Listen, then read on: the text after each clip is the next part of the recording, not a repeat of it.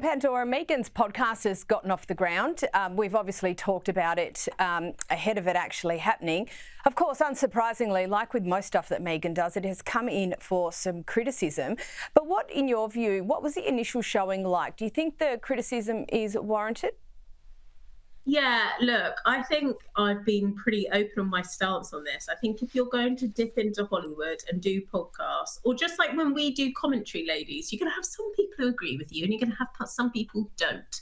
And ultimately, that is just the way the media works. And her podcast, yes, albeit it was successful, i.e., whatever you take from the word success, it got lots of views, lots of listens, was very much up there. Didn't quite beat Mel Robbins this week, but was, I think, third place or something on Apple Music podcast. So yeah, good for her.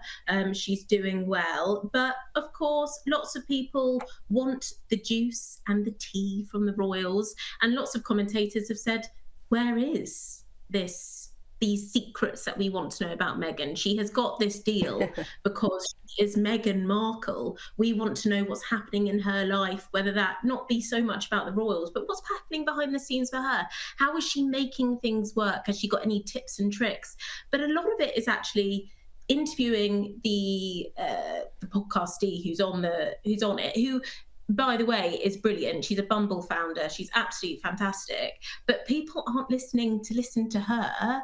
They want stuff about Meghan. And lots of people are just saying, well, actually, was that really worth the listen? Because we haven't really found out anything about Meghan, really.